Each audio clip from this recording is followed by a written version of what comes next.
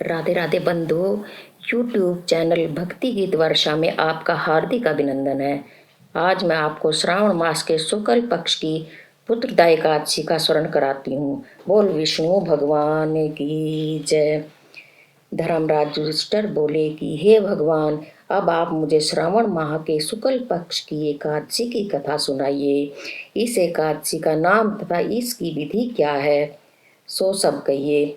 श्री मधुसूदन बोले कि हे राजन, अब आप शांति पूर्वक श्रावण माह के शुक्ल पक्ष की एकादशी की कथा सुनिए। इस कथा के श्रवण मात्र से ही वाजपेयी यज्ञ का फल मिलता है। द्वापर युग के प्रारंभ में महिष्मती नाम की नगरी में महिजीत नाम का एक राजा पुत्रहीन था। वह सदैव चिंताग्रस्त रहता था।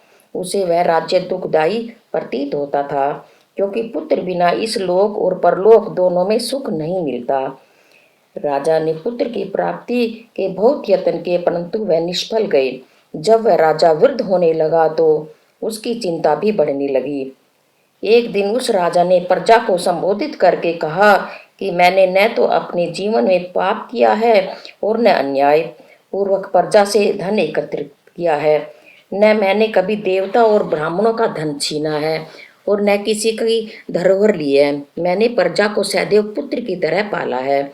मैंने अपराधियों को पुत्र और बांधों की तरह दंड दिए हैं। मैंने कभी किसी से राग द्वेष नहीं किया है, सबको समान माना है। इस प्रकार धर्म युक्त राज्य करने पर भी मैं इस समय महादुख पा रहा हूँ। सो इसका क्या कारण है, मेरी कुछ भी समझ में नहीं आ रहा है। राजा महिजीत की इस बात को विचारने के लिए मंत्रीगण आदि वन को गए। वहां वन में जाकर उन्होंने बड़े बड़े मुनियों के दर्शन किए।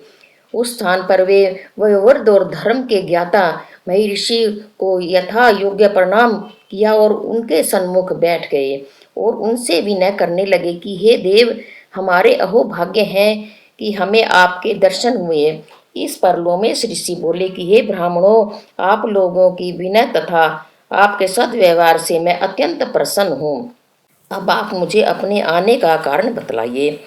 मैं आपके कार्य को अपनी शक्ति के अनुसार अवश्य ही पूरा करूँगा, क्योंकि हमारा शरीर ही परोपकार के लिए बना है, इसमें किंचित मात्र भी संदेह नहीं है। लोमश ऋषि के ऐसे वचन सुनकर सब मंत्रीगण बोले कि हे महर्षि, आप हमारी समस्त बातों को जानने में ब्रह्मा से भी अधिक हैं। महिष्मती नाम की पुरी में एक महिजीत नाम का धर्मात्मा राजा है। वह प्रजा का पुत्र की तरह धर्मानुसार पालन करता है, परंतु फिर भी पुत्रहीन है। इससे वह अत्यंत दुखी रहता है।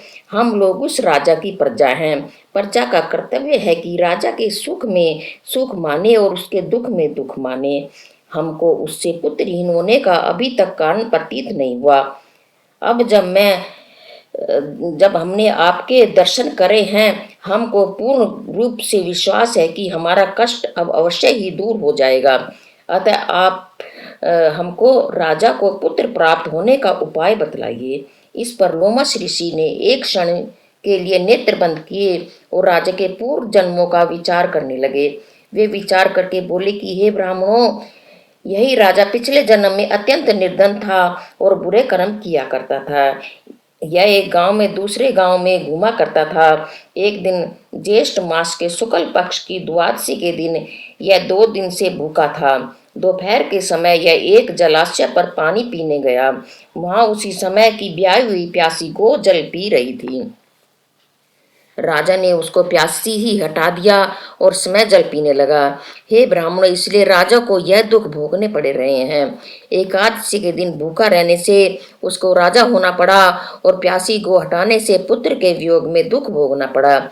इस पर सब लोग बोले कि हे महर्षि, शास्त्रों में ऐसा लिखा है कि पुण्य से पाप नष्ट हो जाते हैं, इसलिए कृपा करके आप राजा के पूर्व जन्म के पाप नष्ट होने का उपाय बतलाइए, क्योंकि इस पाप के क्षय होने से पुत्र रत्न की उत्पत्ति होगी।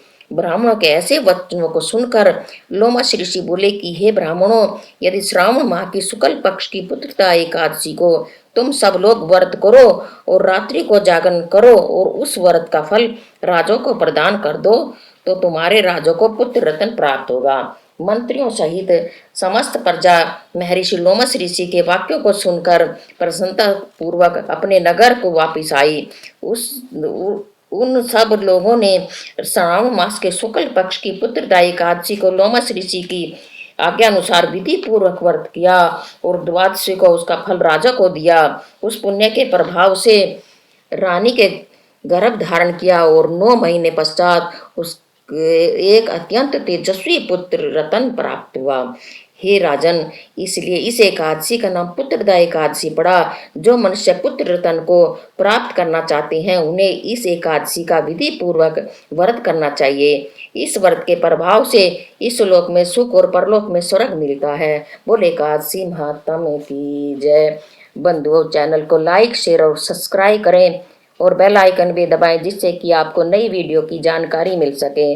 बोल श्रीमन नारायण नारायण नारायण, भजमन नारायण नारायण नारायण, रामा नारायण नारायण नारायण, रामा नारायण नारायण नारायण, श्रीमन नारायण नारायण नारायण, भजमन नारायण नारायण नारायण, लक्ष्मी नारायण नारायण नारायण, लक्ष्मी नारायण नारायण, श्रीमन नारायण नारायण नारायण, भजमन नारायण नारायण नारायण। बोले काशी महात्मा की जय।